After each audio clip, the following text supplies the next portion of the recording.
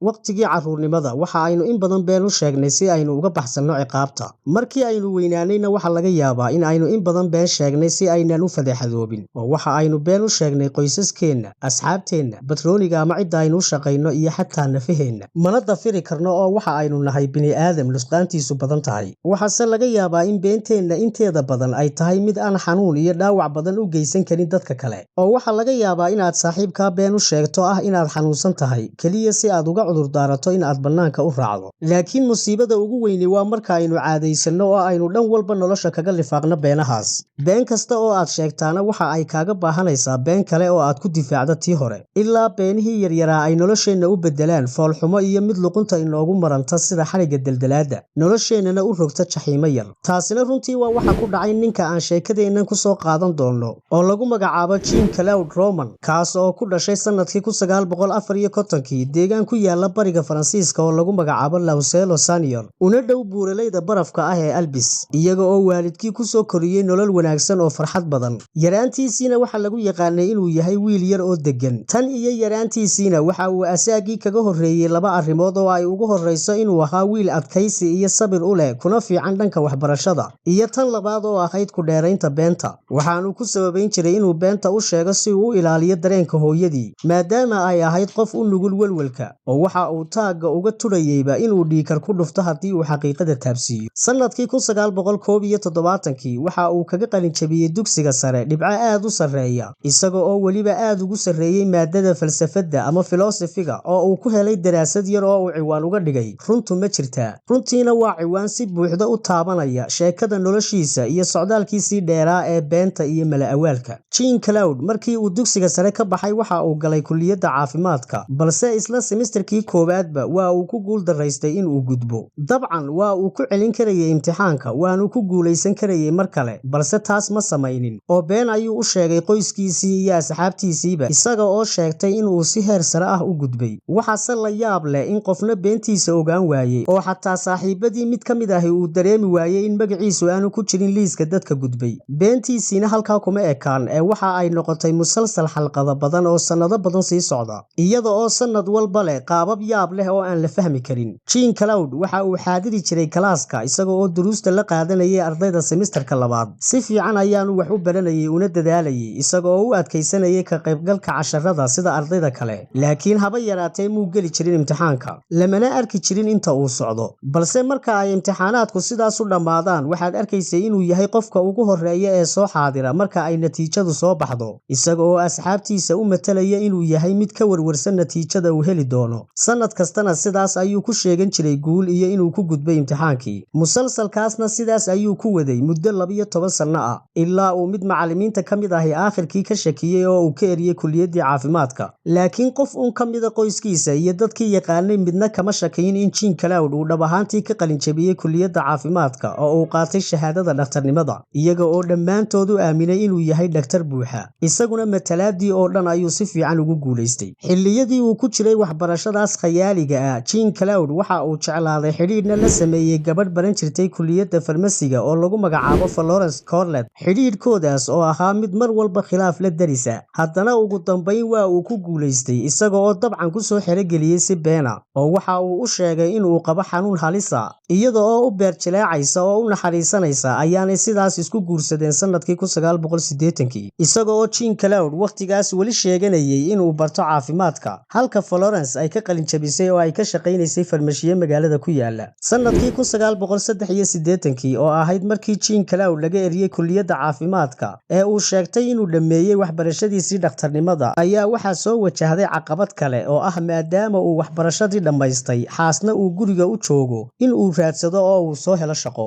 Bal haddaba shaqo noocee ah ayuu heli karaa nin dhakhtar sheeganaya oo aan jaamacadda soo dhammaysan ama aan haysan wax shahaado ah? Xalka keliya ee u bannaanaana markaas waxa uu noqday inuu mar kale isticmaalo caqligiisa iyo beentii uu ka soo qalin jabiyey. Markanna waxa uu naftiisa u samaystay shaqo mala-awaala, isaga oo qof walba ka dhaadhiciyey inuu yahay saynisyahan iyo cilmi baare ka tirsan xarunta hay'adda caafimaadka adduunka WHO ee ku taalla Geneva. Magaalada Faransiiska ah ee ay deganaayeen Jean Claude iyo xaaskiisu oo lagu magacaabo Brifaison Moniz oo ku taalla xuduudka, waxa ay u jirtay wax ka yar 5 kiiloomitir magaalada Geneva ee dalka Switzerland. U kala gudbidda maalinlaha ah ee uu ugu kala gooshayo labada labada wadan ee Faransiiska iyo Switzerland may ahayn wax caqabad ku ah oo muwaadiniinta labada wadan ee degan xadku waxa ay u kala safri karaan xadka fiisa la'aan. Sidaa darteed Jean-Claude marka uu soo tooso subax kasta ee uu quraacdo waxa uu macasalaameeyaa xaaskiisa, waxa aanu ka haystaa gaarigiisa si uu u tago xafiiskiisa shaqada sheegadka ah ee ku yaala dhinaca kale ee xadka. 10 sano oo kale ayuu haddana sidaas cid walba beentaas ugu dhaaminayay. Laakiin isweydiintu waxa ay tahay siday ugu suurto gashay. Xaaskiisu weligeed miyaanay ka fikirin in ay arrinkadiisa u sheegto oo ay ka wacdo xafiiskiisa? Miyaan reerkiisa iyo dadka ay is yaqaanaan wax ka weydiin nooca shaqadiisa? Miyaanu mid ka mid ah asxaabtiisu ku fikirin inuu ku booqdo goobtiisa shaqada? Siday suurtagal u tahay in uu 10 sano oo dhan runta u qarin karo? Dhab ahaantii Jean-Claude arrimahaas oo dhan hore ayuu uga baaraandegay. Si fiican ayuuna u qorsheeyay sidii uu uga baxsan lahaa. Waxa uu xaaskiisa ku qanciyay in aanay sinaba kula soo xiriiri karin goobtiisa shaqada, sababta oo ah shaqadiisu waa mid xasaasi ah oo lug ku leh shirar iyo xidhiidho fara badan. Isla doodaas oo kale ayaanu ugu celceliyay saaxiibadii si aan qofna ugu fikirin inuu soo booqdo.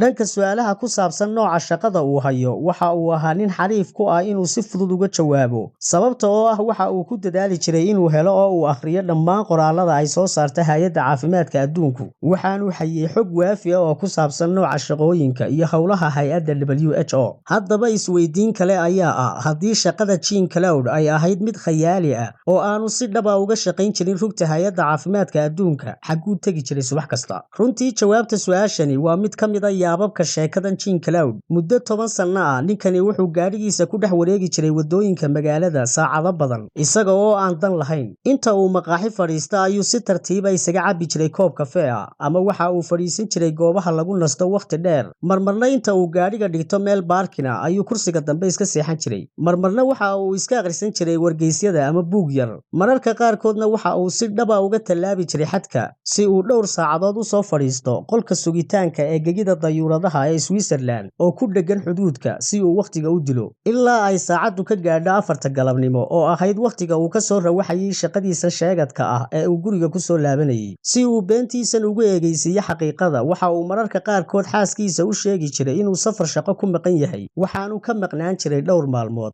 isaga oo inta badan ku qaadan jiray mid ka mid ah hoteelada raqiiska ah ee magaalada Geneva. Marka uu soo laabanayana ma soo hilmaami jirin inuu u soo iibiyo hadiyada xaaskiisa iyo waalidkiisa, iyo in uu hore u soo qaato warqadaha iyo ogeysiisyada dadka safarka ah oo uu si bilaash ah uga soo qaadan jiray goobta nasashada madaarka ku yaala xadka, si uu cid walba ugu qanciyo inuu safar dhab ah galay. Mararka qaarkoodna Jean-Claude waxa uu si dhab ah u aadi jiray xarunta dhexe ee Hay'adda Caafimaadka Adduunka ee WHO, laakiin waxa uu ku geli jiray inuu yahay visitor ama soo booqde, oo weligii muu dhaafin dabaqa hoose oo loogu talagalay soo dhaweynta iyo sugitaanka oo loo ogol yahay in ay geli karaan dadweynaha iyo martidu. Weliba ku darso intaas uu joogo goobtaas muu khasaarin jirin fursad kasta oo uu ku heli karo dhammaan qoraallada iyo warqadaha bilaashka ah ee xarunta iyo wax kasta oo uu heli karo oo ay ku taalla calaamadda WHO si uu guriga ugu qaato oo uu isticmaalo inuu ku macaaneeyo beentiisa oo uga dhigo mid dhab u eg. Dhanka kalena waqtiga firaaqada ah ee aadka u badan ee uu Jean-Claude haystay waxa kale oo ay u sahli karaysay inuu markuu doono uu noqdo shabeelnaagood ugaadhsado dumarka, maadaama uu yahay nin iska fadhiya jardiinooyinka wadada u dhow min subaxdii ilaa galabtii si uu tii wadada martaba indhaha ula sii raaco. Wax lala yaabana ma aha inuu xidhiir gaabsi ah la samaystay gabadh dhakhtarad ilkaha ah oo lagu magacaabo Chantal Dilandi oo ahayd gabar garooba, taasoo la joogitaankeedu ay ka buuxinaysay maalmaha dhaadheer ee uu luminayay Jean-Claude. Runtii laba cali kuma wada hadli karaan xariifnimada Jean-Claude. Waxa uu aliftay shaqo sharaf leh oo been abuura, qof walbana wuu ka dhaadhiciyay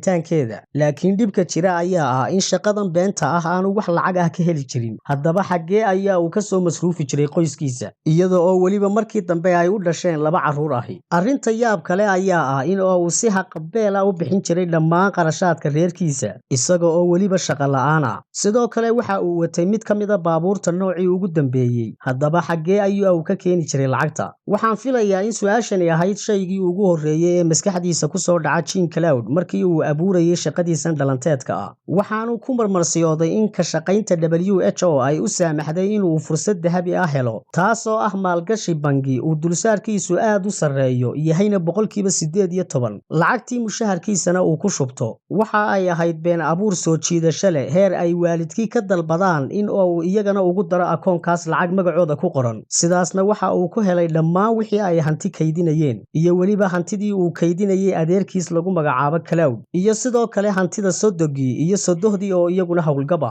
kuwaas oo aan kaliya siinin dhammaan hantidii kaydka u ahayd oo gaadhaysay 400 oo kun oo faran xataa sidoo kale waxa ay iibiyeen gurigoodii oo ay siiyeen lacag dhan 1 milyan oo faran fartana ka saareen wiilkan ay sodoga u yihiin Jean Cloud waxa kale oo uu saaxiibadiisii u qarsooneyd ka qaaday 900 oo kun oo faran wadar ahaanna Jean Cloud waxa uu helay lacag qiimaheedu ka badan yahay 2.5 milyan oo dollar waxa intaas dheer in Jean Cloud aanu ka niyad jabin inuu beentiisa iibiyo oo uu lacag ka dhigo markasta oo uu fursad u helo waqti oday adeer u ah xaaskiisa u xanuunsanaa cudurka kansarka waxa uu ku qanciyay in ay jirto irbad sir ah oo daawo u ah cudurro badan oo kaliya laga heli karo goobaha cilmi baarista ee WHO isagoo ugu sheegay in qiimaha halka irbad ay dhan tahay 15 kun oo faran adeerkii oo aad u xanuunsanaana waxa uu iibsaday dhowr irbadood isaga oo ka rajo qaba inuu ku caafimaadi doono balse odaygaasi waxba kama ogeyn in waxa uu Jean Cloud ku duray ay tahay uun irbada xanuun baabiyaha oo uu qiimaheedu farmasiyaha ku yaalo wax aan ka badnayn 5 faran waxa hore loo yiri xariga beentu waa uu gaaban yahay inkasta oo aan u arko inuu aad ugu dheeraaday aktarka sheekadeenan waayo waxa ay u hirgashay oo ay u socotay muddo 22 sanadooda laakiin si kasta oo xariga beentu u dheeraado waxa hubaala inuu soo dhammaan doono aakhirka dhammaadkaasina waxa uu noqday mid sidii giraanta qoorta isugu duuba Jean Cloud taasoo maalinba maalinta ka dambaysa isku sii bedelaysay mid naqaska ku dhajisa oo nafta ka jarta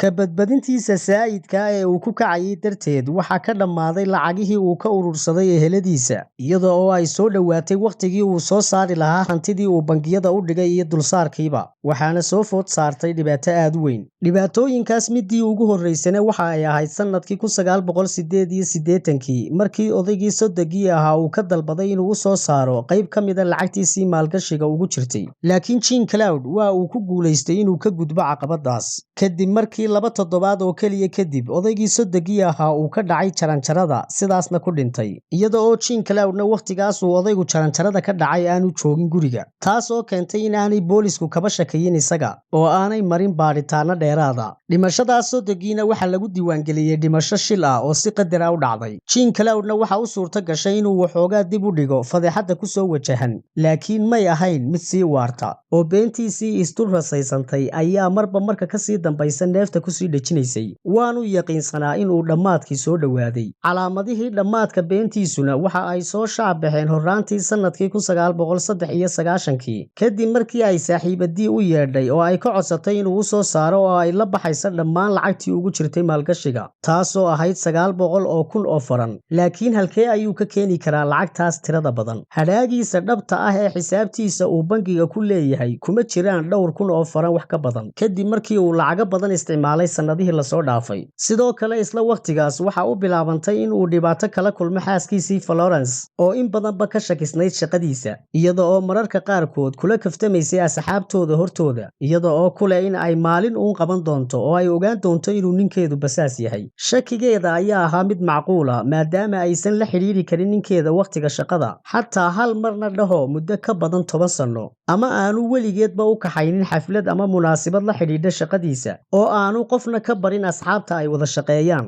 iyada oo weliba goobta uu ka shaqeeya ay u jirto dhowr kiiloomitir oo keliya gurigooda laakiin tuhunkii Florence waxa uu sii siyaaday kadib markii ay si lama filaan ah ula kulantay haweeney uu ninkeedu si dhab ah uga shaqeeyo hay'adda caafimaadka adduunka ee WHO haweeneydaas oo weydiisay in ay ka soo qayb geli doonto xafladda sanadka cusub lagu qabanayo xarunta WHO maxay ahayd xafladda sanadka cusub ayaa Florence oo yaabani weydiisay haweeneydii ayaana u sheegtay in ay hay'adda caafimaadka adduunka ee WHO ay u qabato shaqaalaheeda iyo qoysaskooda xaflad sanadle ah oo ku aadan maalinta sanadka cusub sidee hadda Jean Cloud mar uu iigu wadi waayay xaflad noocaas ah muddo 10 sano ah ayaa Florence oo yaabani ay nafteeda hoos u weydiisay iyada oo shaki iyo cabsi uu qalbigu la guuxayo kadibna waxa dhacday masiibo kale oo aad u weyn kadib markii nin asxaab la ah qoysku uu sheegay inuu yara gaaray Geneva oo uu isku dayay inuu Jean Cloud ku booqdo goobtiisa shaqada balse loo sheegay in aanu jirinba shaqaale magacaas leh oo goobta ka howlgala. Si ay u hubisana xaaskiisii lafteeda ayaa dhowr jeer wacday xarunta ururka WHO si ay ninkeeda wax uga weydiiso, iyaga oo u sheegay sidii hore oo kale in aanu jirin shaqaale magacan wata. Kadibna markii Florence ay ninkeeda kala hortagtay xaqiiqooyinkan, waxa uu isku dayay in uu ka meeraysto sidii caadada ahayd, isaga oo beeno kale oo badan isku dhex walaaqaya, kuna andacoonaya in ay shaqadiisu tahay mid qarsoodi ah, sidaas darteedna ay hay'addu uga qarisay magaciisa. Laakiin markan beentiisu ma sixri karaynin Florence. Isna waxa uu si fiican u xaqiiqsaday in uu fashilkiisu sidii hore ka soo dhawaaday oo uu gidaarkii beenta waqti dhow afka ka soo jari doono. Laakiin dhibta haysatay Jean Claude ee tan iyo yaraantiisii la kortay ayaa ah in uu ka baqayo inuu runta waajaho oo uu dusha u rito cawaaqibka khaladaadkiisa. Waxa uu isku dayay inuu qof walba ka farxiyo isaga oo been sheegaya, waxaana mar walba cabsi weyn ku haysay oo uu ka cararayay fikradda ah in ay dadka kale u arkaan in uu yahay mid faashil ah oo guul daraystay. Haddaba ninkii sidaas ahaa waxa uu isla markaan qarka u saaran yahay in uu waajaho runta aadka u qadhaadh, weliba dadkii ugu dhowaa iyo kuwii ugu jeclaa hortooda. Waa waalidkii, xaaskiisii iyo labadiisii carruur ahaa hortooda inuu ka noqdo mid fashilmay oo beenaale ah. Muxuu samayn doonaa? Miyuu ka tegi doonaa intaanay runta wada ogaan haba waayaane, mise waa uu xamili karaa quursiga uu kala kulmi doono oo calool xumo ayuu u dhiman doonaa? Maya, nin Jean Claude oo kale fulay ahi ma awoodo labadaas midna, balse waxa uu haddana iska dhaadhiciyey in uu awoodo inuu kiiskaas gebi ahaantiisba soo afjaro. Maalin kadib maalintii ay xaaskiisa Florence wada hadleen, Jean Claude waxa uu aaday dukaan qoryaha lagu iibiyo. Waxa uu soo iibsaday ul yar oo ah midda elektarooniga shoogga ah, 2 caagadood oo sunta dadka ka ilmaysiisa ah, iyo shay qoryaha afka hore lagaga xiro oo shanqadha rasaasta qariya, iyo sidoo kale dhowr caagadood oo shidaal gaas ah. Isaga oo alaabtaas uu soo iibsaday u soo xidhay sida hadyadaha loo xidho oo kale. Aroornimadii hore ee maalintii 9 January sanadkii 1993, Jean Claude waxa uu weeraray xaaskiisa Florence iyada oo hurda, isaga oo madaxa ku burburiyey bir loo isticmaalay cajiinka. Kadibna waxa uu u sheegay carruurtiisii markii uu waagu baryay ee ay tooseen in ay hooyadood yara xanuunsan tahay oo ay buuqa iyo dhibka ka ilaaliyaan. Kadibna waxa uu carruurtiisii u diyaariyey quraac, isaga oo waxoogaa la fadhiistay oo la daawaday filim kartoon ka socday TV-ga. Waxaanu la qaatay oo uu ciyaarsiinayay maalintii oo dhan. Kadibna maqribka markii ay gaadhay, sariirta ayuu mid ka mid ah geeyey, isaga oo ugu horreysiinaya gabadhiisa Caroline oo 7 sano jirtay. Isla markii uu soo geliyey qolkeeda jiifkana, xabad ayaa uu madaxa kaga dhuftay isaga oo isticmaalaya qorigiisii oo uu ku rakiban yahay cod aamusiyihii. Kadibna inta uu soo noqday ayaa uu soo kaxeeyey wiilkiisii yaraa oo lagu magacaabi jiray Anton oo isna jiray 5 sano. Isla sidaas oo kale ayaa uu u dilay. Waxa uu ka farxashay dilkii qoyskiisa. Maxaa u hadhay? Waa waalidkii, oo uu iyagana u ogolaan waayay inay niyad-jab kala kulmaan, waayo waa labadiisii waalid oo ku faanayay wiilkooda oo ah dhakhtar iyo saynisyahan caan ah oo u shaqeeya hay'adda caafimaadka adduunka ee WHO. Aroornimadii xigtay ayaanu gaadhigiisii soo kaxaystay oo u soo dhaqaaqay dhankii gurigii waalidkii. Sidii caadada ahayd si fiican ayaa ay u soo dhoweeyeen, waana la wada qadeeyey. Sheeko farxad leh ayaana la isdhaafsaday, iyada oo dhoolla caddayntu ka muuqato wejiyadooda. Balse inta aanay dhammaysanba cuntadii ayaa uu gurigii ka baxay oo uu soo qaatay qorigiisii, kadibna halkaas ayuu ku dilay. Xataa ma uu ilaabin inuu dilo eygiisii hore ee uu qoysku lahaayeen ka hor inta aanu guriga ka bixin. Waxa u soo hadhay waa saaxiibadiisii oo keliya, iyadna waa uu wacay. Kadibna waxa uu ku ballamiyey goob huteel ah oo waxa uu ku casuumay casho, waa ayna ka ogolaatay. Galabnimadii ayaanu ku soo maray gurigeeda oo uu ka soo qaaday, balse marka ay marayaan goob dhexe ayaa inta uu gaadhiga ka degay isaga oo ku marmarsiyoonaya inuu taayir ka halaabay, ayaa inta uu gaaskii dadka ka ilmaysiinaysay ku qarxiyey uu damcay inuu xadhig ku ceejiyo, balse haddana si ay ahaydba waa sii daayey. Kadib markii ay ka tuugtay in uu nafteeda badbaadiyo oo aanay cidna u sheegaynin waxa dhacay, xadhiggii ayaa uu qoorteeda ka furay, waanu ka laabtay dilkeeda. Kadibna waxa ay mar kale fuuleen gaadhigii isagoo uga cudur daaranaya oo u sharaxaya inuu galay xaalad niyad-jab degdega ah iyo warwar aad u badan. Jean Claude waxa uu yimid gurigiisii fiidnimadii iyada oo meydka xaaskiisa iyo labadiisii carruur ahi ay weli meesha yaalaan. Waxa uu u fadhiistay cabbaar daawashada TV-ga. Kadib inta uu kacay ayaa uu soo qaatay xoogaa karaatoona oo uu hore u soo iibsaday. Kadibna waxa uu bilaabay inuu guriga ku buufiyo gaasta kerosiinta. Ka hor inta aanu dab qabadsiin gurigana waxa uu qaatay xaddi fara badan oo ah kaniiniga hurdada, isagoo ujeedadiisu ahayd inuu isdilo. 4tii subaxnimo ee maalintaas oo ay tahay 11 January sanadkii 1993,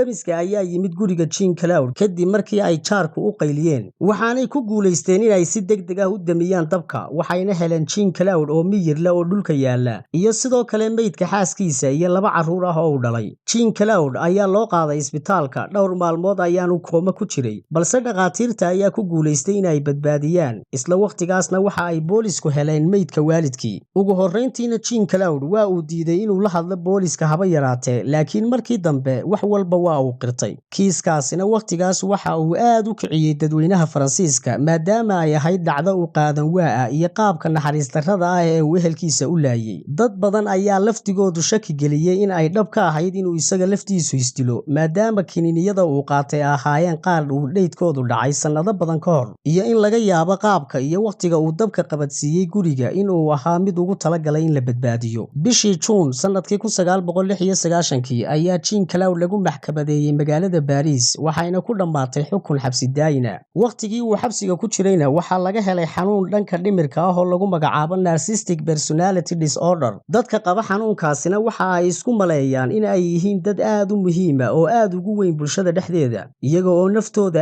aad iskula weyn. Waxa ay isku haystaan in ay udub dhexaad u yihiin jiritaanka iyo wax kasta oo hareerahooda ku wareegsan, iyo in ay yihiin dad si gaar ah mudnaantooda u leh, mana awoodaan in ay aqbalaan dhaleecaynta. Mar walbana waxa ay isticmaalaan in ay cid kale uga faa'iidaystaan si ay dhamacooda u gaadhaan. Isla weynidooda dartoodna waxa ay fishaan ixtiraam xad dhaaf ah oo ay qof walba ka helaan, waxayna inta badan ku dhammaadaan cudurrada niyad-jabka ah. Ugu dambeyntiina Jean Claude sanadkii 2019 ayaa laga sii daayay xabsiga kadib markii uu dhaqan wanaag muujiyey, sidoo kale maadaama uu qabay xanuun maskaxda ah, kadib markii uu xidhnaa muddo 26 sano ah. Waxaana sheekadiisa lagaga hadlay buugaag iyo filimaan badan, waxaana ugu caansan filimka Faransiiska ah ee lagu magacaabo Le Arc-en-Ciel oo soo baxay sanadkii 2002.